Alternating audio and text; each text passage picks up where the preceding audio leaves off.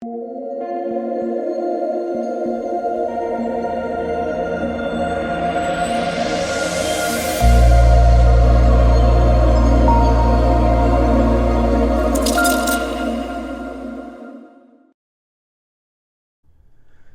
what is going on, guys? It's DK. Back at you with another video here to bring the 2-game NFL Christmas Day slate. Super excited for this one. We have a couple pretty good matchups in my opinion, and I hope you guys all have a great Christmas. If you guys are new to the channel, welcome. My name is DK. I make daily videos and live stream for NBA and NFL slates on Draftkings. If you're playing the 5-game NBA main slate tomorrow, make sure to check out my video breaking down the Christmas Day NBA slate. Also, I will be doing an NBA live stream before lock tomorrow morning. So again, if you guys are playing that, check out the video, check out the live stream. Would greatly appreciate that. If you're unable to watch these videos, I also upload on Apple Podcasts. Link is down below, called the DK DFS Show. And if you're interested in signing up for premium content, guys, I offer 2 different packages on patreon.com, NBA, NFL. I cover the main and the showdown slates.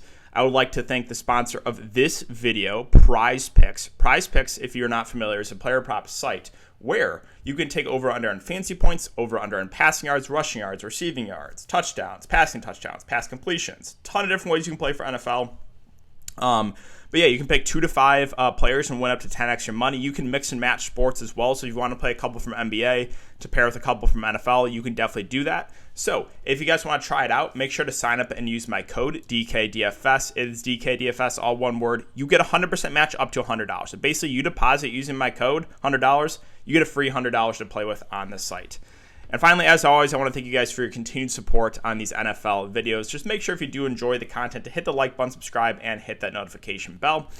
All right, so before we get into players and the prices, let's take a look at these Vegas odds here. So Cleveland Green Bay is the first game here. It's a 46 over/under. The Packers are 7.5-point favorites. Cleveland will have to keep an eye on Baker Mayfield and Jarvis Landry. I think there's a chance they are going to return tomorrow. And then Colts Cardinals is the later game. It's a 49 over/under. And the Cardinals are 1-point favorites after a very surprising loss there against my Detroit Lions. All right, so we'll start off with the quarterback position. And at the top, you have Aaron Rodgers at 7-4. I think, one of the safer quarterback plays on the day. Last 4 games, 36, 29, 32, 23 fantasy points. He has really been playing well.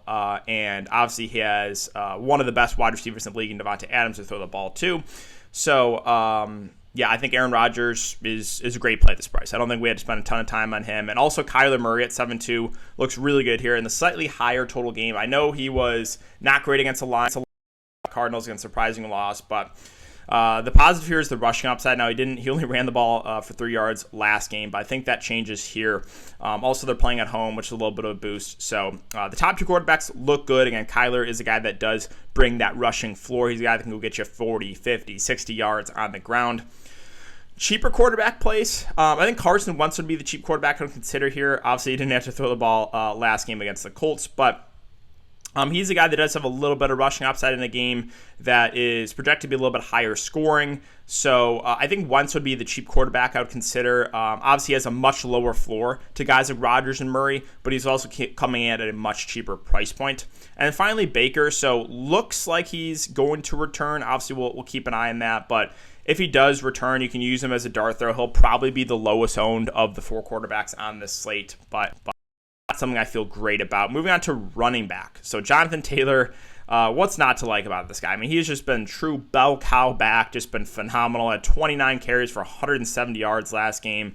He is, even though he hasn't had a catch last couple games, he's still involved in the passing game. So he's a scary fade on a short slate. I will say that because he's probably going to touch the ball 25 to 30 times, and he's one of the best running backs right now in the league. So, gotta like Jonathan Taylor there a good amount. Now, Nick Chubb at 7-2, I do have interest in. Kareem Hunt now expected to return. So, in that last game, he was operating as their bell cow. He had 23 carries, 91 yards. The only downside is not as much involvement in the passing game, and this is a game where Cleveland are, 7.5-point dogs. So if the game gets away from them, they could abandon the run. So Nick Chubb is kind of game flow dependent, meaning if the Browns do fall behind a couple scores, he's not going to look as good.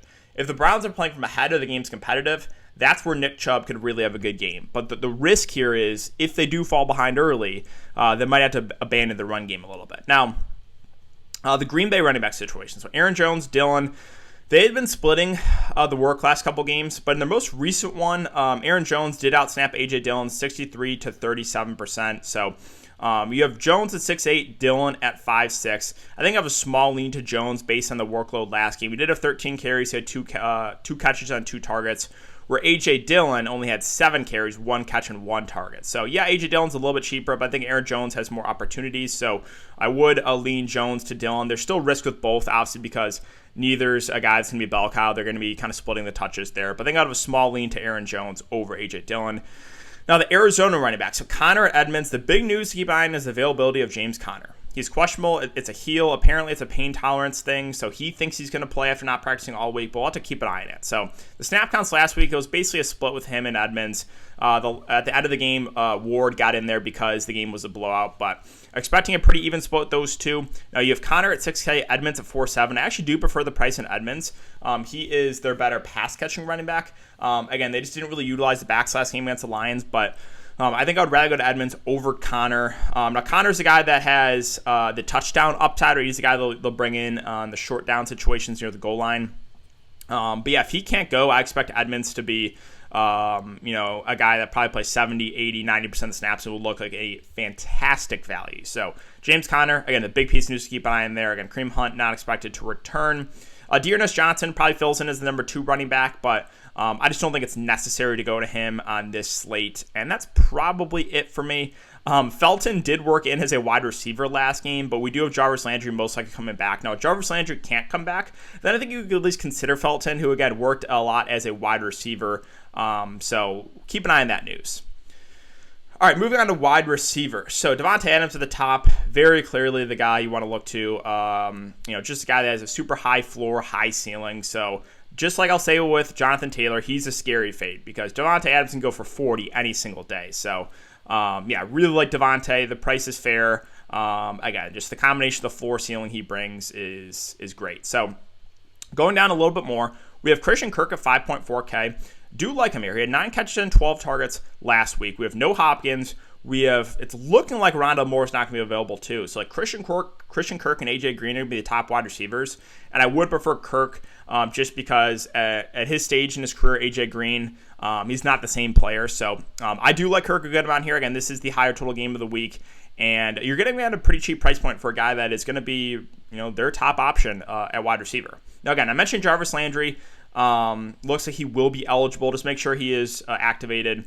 If he is, then I think he's a decent option because he's going to be their clear go-to guy. 8, 10, and 10 targets last 3 games in a game that should be playing from behind. Again, he'll be playing a lot out of the slot. So Jarvis would make for a very safe play if he does end up getting activated. Then Michael Pittman, I really like the price on him.